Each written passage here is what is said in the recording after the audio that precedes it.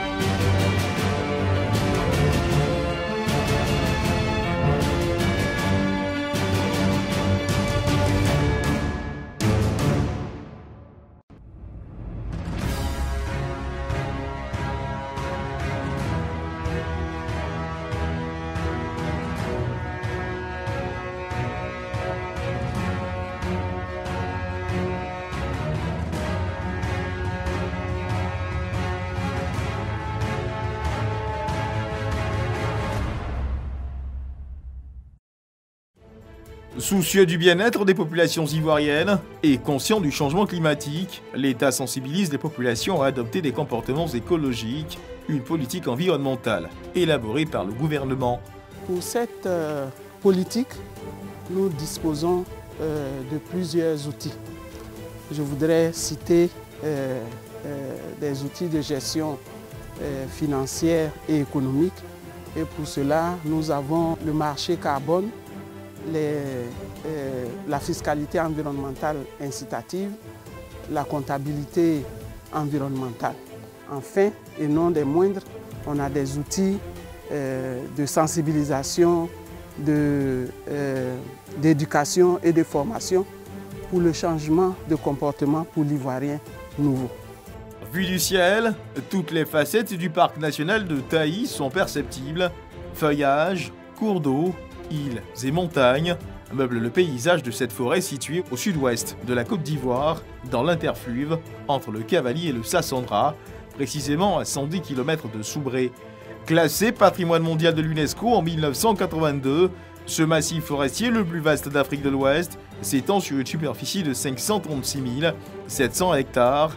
Le parc joue un rôle prépondérant dans le maintien de l'écologie régionale et surtout dans la fourniture des services écosystémiques. Autrement dit, elle régule le climat, recharge la nappe phréatique et facilite la production d'oxygène. Ce parc produit énormément de services au profit des populations. Vous voyez la boucle du cacao. La production à la périphérie du parc représente près de 40% de la production nationale. Vous avez également des plantations de palmiers. Les agro-industries de palmiers sont aussi au sud du parc et la production d'EVA est aussi présente. Et toutes ces productions agricoles contribuent à environ 3,4% du PIB. Véritable richesse en faune et en flore, la gestion de cette réserve de biosphère est assurée par l'Office ivoirien des parcs et réserves, l'OIPR. Nuit et jour, les agents des eaux et forêts assurent la protection du parc national de Taï. Ils sont aidés dans leur tâche par des riverains formés au respect des interdits. Interdiction de chasser, de défricher ou encore d'exploiter la forêt à des fins personnelles.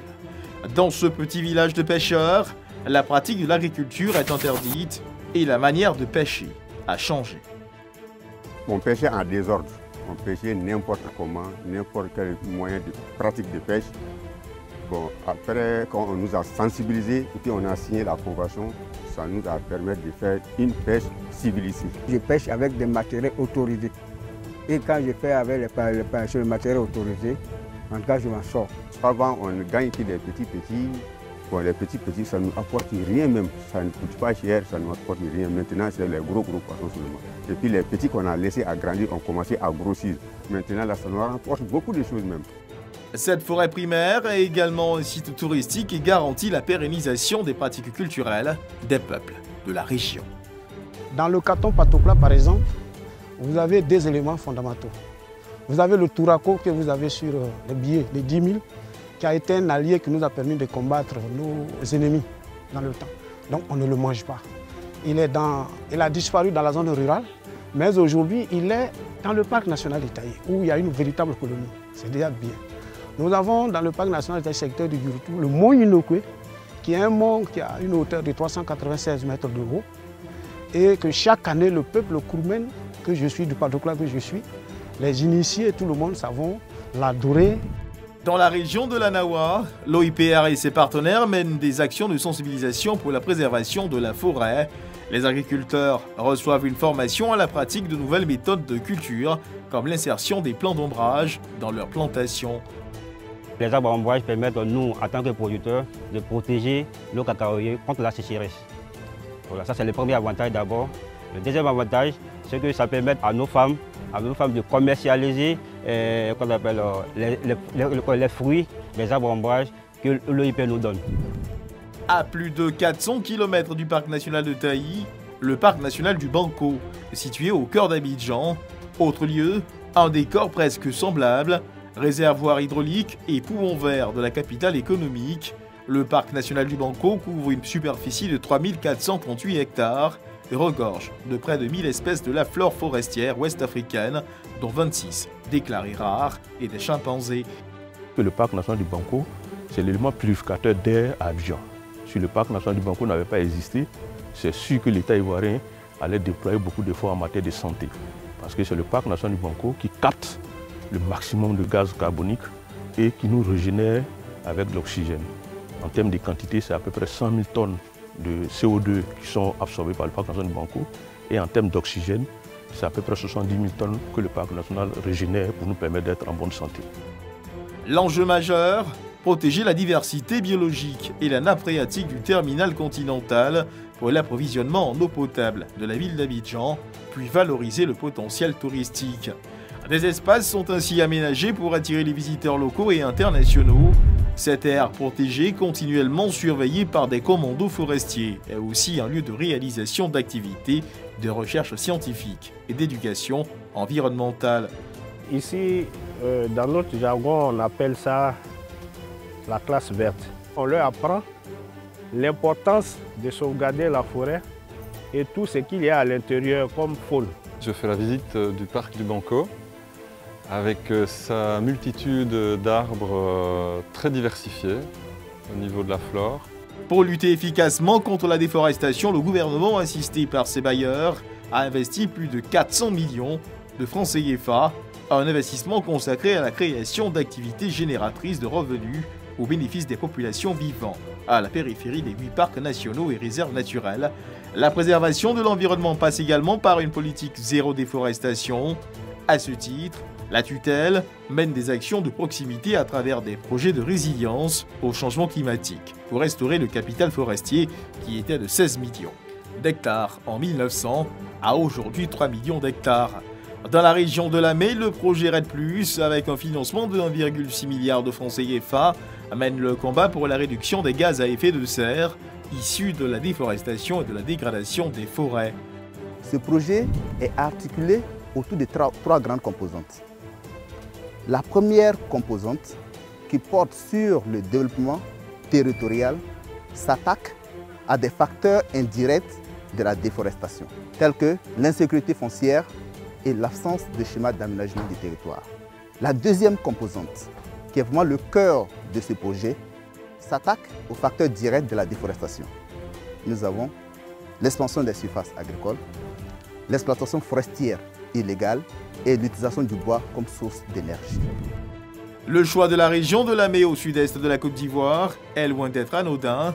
Cette partie du pays comprend 11 forêts classées, dont celle de Mabi, 63 644 hectares, et Yaya, 23 879 hectares. La partie est de ces forêts est exploitée abusivement par les populations de plus en plus nombreuses, d'où l'urgence d'intervenir et les sensibiliser à un changement de comportement. Des programmes naissent, l'agroforesterie, la saignée améliorée, la régénération de vieilles plantations et la culture de cacao bio, dont le prix d'achat est de 1 300 francs le kilogramme contre 750 francs CFA, prix du cacao conventionnel. Le prix, il est très intéressant pour des champs qui sont abandonnés où on ne s'investit pas, où on ne dépense pas. Le prix nous revient pratiquement à 1 400 francs le kilo ici, parce que les producteurs, ils ont le prix de base du Conseil Café Cacao, donc que le gouvernement décide. Ils ont 500 francs avec les acheteurs qui nous accompagnent dans ce projet. Et ils ont 100 francs pour ceux qui ont des arbres dans le champ et dont, avec nos techniques de surface terrière, nous donnent un certain indice au-delà duquel ils ont encore 100 francs de plus. Depuis que je suis rentré dans le projet Red Plus, la saignée améliorée, je gagne beaucoup. Mon gain est élevé, je gagne en quantité et en qualité.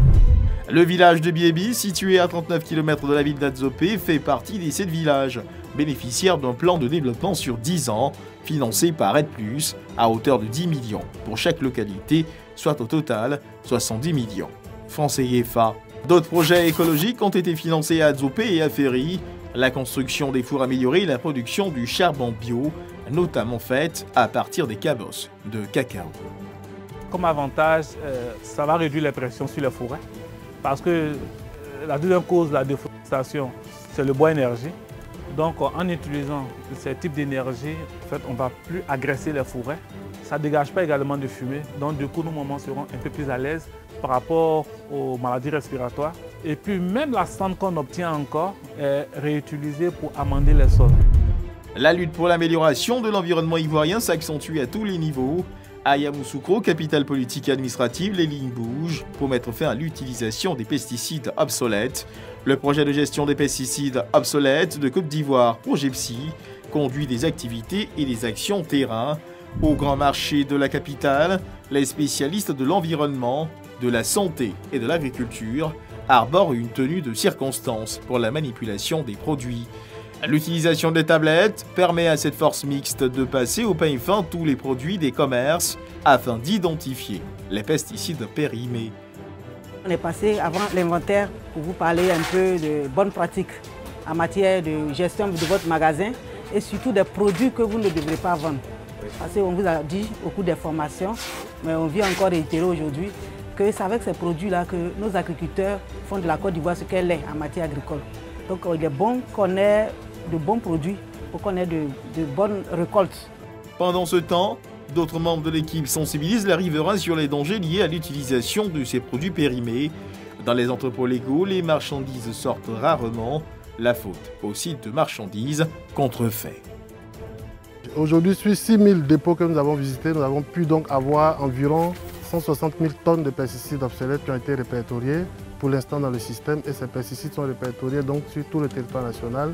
Et à l'intérieur de ces pesticides, nous avons des produits périmés, donc qui étaient homologués mais qui sont périmés. Nous avons des pesticides extrêmement dangereux, qu'on appelle les pesticides organiques polluants, qui sont également dans cette liste-là. Et le but du projet, c'est de stocker ces pesticides dans des conditions sécurisées et de les éliminer donc dans des usines spécialisées qui le font dans des conditions écologiquement rationnelles. Le projet PSI a déterminé à toucher le maximum de personnes. Les paysans de cette zone ont bénéficié de formations pour accroître leur production agricole et gérer les déchets issus des pesticides obsolètes. Depuis cette formation, j'ai changé de comportement. Et ça m'a amené vraiment à économiser au niveau des produits qu'on utilise. Il faut reconnaître qu'avant la formation, vraiment on était de façon brute, en tout cas on faisait les traitements de façon brute, sans protection. Puis on prenait les produits par-ci par-là, sans orientation fixe. On était exposés et on a plein de nos amis vraiment qui sont tombés malades et malheureusement qui sont morts. Avec les variétés de grande production comme le 8 à 9, j'étais autour de 4 à 5 tonnes. Mais après la formation, quand j'ai commencé à mettre en pratique, je suis autour de 7 à 8 tonnes à l'hectare, souvent voire même plus. Le projet de gestion des pesticides obsolètes de Côte d'Ivoire, ProjetPSI, a identifié 200 tonnes de pesticides illégaux à détruire conformément aux dispositions réglementaires. À travers ces différentes actions, le gouvernement entend continuer de lutter à la reconstruction du couvert forestier et à offrir un environnement sain pour les 24,29 millions de personnes vivant sur le sol ivoirien.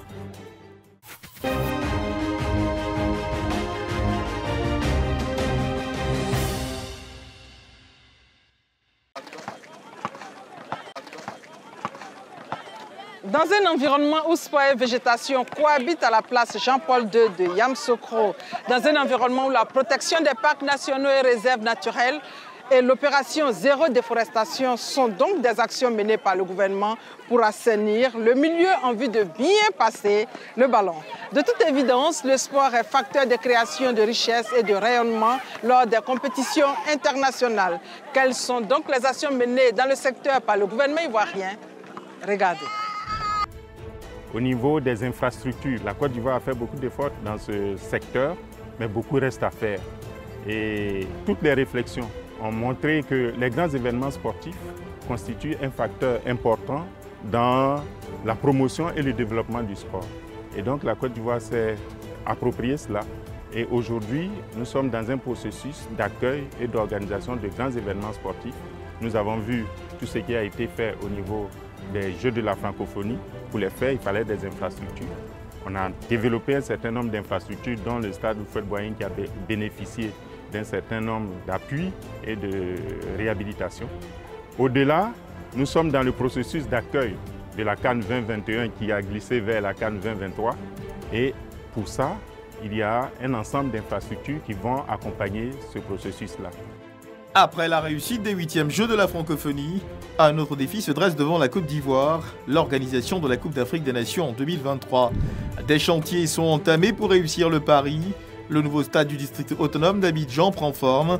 Bâti au sol de 61 250 mètres carrés, le stade olympique des Bimpé s'étend sur une superficie de 20 hectares avec une capacité d'accueil de 60 000 places. Le stade est composé d'un rez-de-chaussée plus 4 étages. Nous avons au rez-de-chaussée la plateforme des spectateurs. Nous avons aussi en dessous les salles fonctionnelles telles que les magasins, les restaurants et les salles des athlètes.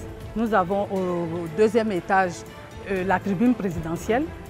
Au 3e étage, nous avons les loges VIP et au 4e étage, nous avons la partie des spectateurs, disons les toilettes. Et aujourd'hui, nous sommes à un avancement de 65%. Ce joyau architectural est le fruit de la coopération ivoiro-chinoise, financée à hauteur de 64 milliards de francs CFA. Sur le chantier, ouvriers ivoiriens et chinois sont à pied d'œuvre pour achever le temple du football dans les délais prévus. Les travaux sont prévus pour être livrés en octobre 2019.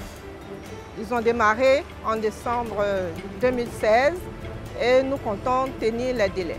我们现在现场使用的材料除了水泥、沙子、石子儿和这个木方子是在当地采购的之外，其他都是在中国国内采购过来的。对于所有的材料，我们都是选择了优质的厂家，选择优质产品，这个进厂之后都做过复试、做过实验，保证所有的原材料都合格。我们施工过程中经过所有各方的工程见证，质量都非常优良。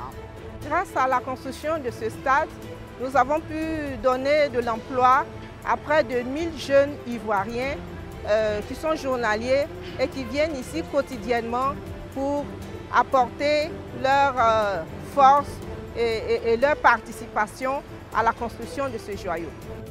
Parmi les travailleurs figurent des ressortissants du village des Bimpé. Avec eux, plusieurs jeunes des périphéries des communes d'Abobo, Yopougon et d'Anyama. Ça fait 8 mois que je suis ici. Pendant les 8 mois, j'ai pu garder de l'argent. Je vis à l'aise. Depuis que j'ai commencé le boulot, on me paye 5 000 par jour. Grâce à ce boulot, j'ai passé mon permis, tout ça. À quelques encablures du stade, le village des Bimpé, l'un des 6 pourvoyeurs d'ouvriers pour la réalisation de ce chef-d'œuvre. Ici, la satisfaction n'est pas totale. L'impact de la construction du stade olympique de Bimpé vraiment donné beaucoup du boulot, on le dit, à la jeunesse. Pour ce qui concerne les droits des propriétaires terriens, il y a une partie qui ont reçu, il y a d'autres qui sont à l'attente parce que ceux qui sont à l'attente, il y a un peu de litige sur le site. Donc ça a freiné un peu les paiements de côté. Mais c'est que ceux qui ont reçu aussi, c'est que le paiement s'étend pendant 5 ans. Ce qui fait que les gens ont attendu jusqu'à fatiguer. Concernant la question des paiements des purges, le ministère des Sports rassure les populations de la localité des Bimpé. C'est un long processus, c'est une grande superficie que l'État de Côte d'Ivoire a réservée pour la cité olympique. Le stade de Bimpé n'est qu'une partie de cette cité olympique. Et donc, il y a un processus de dédommagement de ceux qui ont cédé cette portion et c'est programmé. L'Office national des sports, qui en a la gestion, périodiquement en fonction des ressources qui sont mobilisées, paie cette purge. L'État fera en sorte que tout le monde bénéficie de ce à quoi il a droit dans la construction de ce stade. Le stade olympique des Bimpé n'est pas la seule infrastructure sportive qui est en train d'être réalisée par l'État de Côte d'Ivoire et ses partenaires. 563,3 km d'Abidjan, soit près de 8 heures de route pour découvrir la ville de Korogo. La capitale du Poro va abriter la construction d'un stade de 20 000 places. Il sortira de terre dans les jours à venir. Nous sommes sur le site du stade olympique où vont se dérouler les compétitions de la CAN 2023 à Korogo. Et après le stade, on a le village CAN qui va abriter 32 villas et un hôtel de 50 places. Ici, les sites réservés aux terrains d'entraînement sont connus. Le stade régional, le lycée moderne de Korogo, le lycée Dominique Ouattara et le lycée Houphouët-Boigny connaîtront des travaux pour permettre aux équipes nationales qui évolueront dans cette localité de se préparer dans les conditions optimales. Cette idée réjouit les différents responsables d'établissement.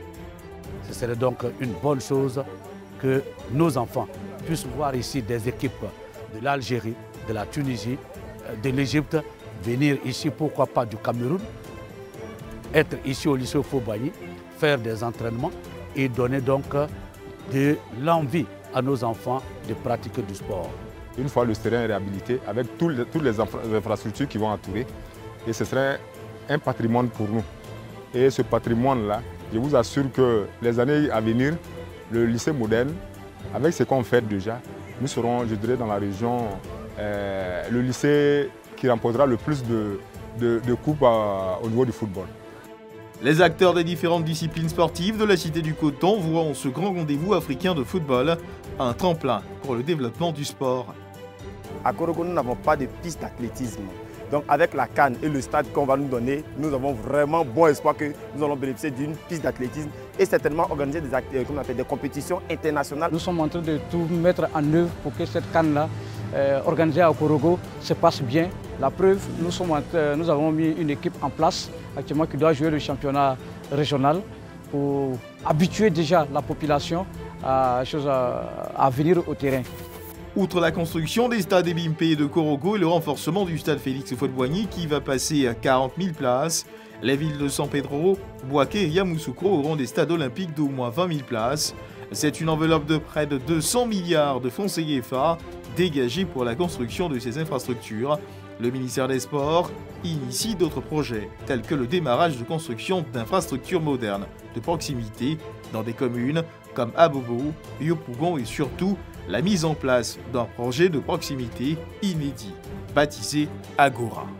Nous sommes en partenariat avec une institution, Win-Win Afrique, qui nous a donné l'opportunité d'essayer un modèle que nous sommes en train d'implanter à Koumassi, qu'on a baptisé Agora. Et ce modèle, c'est un modèle en tout genre, d'abord en termes d'infrastructures à construire, mais aussi en termes de modèle économique. Cap sur Dimbokro, ville située au centre de la Côte d'Ivoire, à 240 km de la ville d'Abidjan et à 80 km de Yamoussoukro. Ici, le sport est roi et sert d'instrument de rassemblement et de cohésion, du jeu de pétanque, de football, de fitness ou encore la randonnée pédestre est de plus en plus pratiquée dans cette localité. 3 fois dans la semaine, enfants, jeunes et personnes du 3e âge se retrouvent pour pratiquer des activités sportives de leur choix. Moi, j'ai choisi le jeu de pétanque parce que pour moi, le jeu de pétanque est un sport complet. Parce qu'on peut faire des kilomètres sans s'en rendre compte. On s'accroupit pour ramasser les boules, ça joue sur les reins, les cuisses, le muscle, tout rentre en ligne de compte dans le jeu de pétanque. Nous pratiquons cette activité chaque semaine avec un groupe composite. Parce que dans ce groupe, il y a toutes les ethnies. Même il y a des gens de la CEDEAO qui marchent avec nous. Et vraiment, il y a une certaine ambiance. J'aime le sport parce que le sport m'apporte la santé. De l'année à venir, j'aimerais être comme Marie-Josée Talou parce que j'aime sa manière de courir. Ces animations sportives sont le résultat des services déconcentrés proches des populations. Ces services découlent de la politique nationale du sport. La politique que nous mettons en place, c'est vraiment une politique sectorielle. Donc les agents vont dans les quartiers faire de la sensibilisation et puis vont même dans les lieux de culte pour informer la population, leur donner surtout le bienfait du sport. Dans les villes de l'intérieur comme d'Abidjan, différents programmes sont en cours pour promouvoir la pratique du sport, dont le tournoi des villes et le parcours de santé.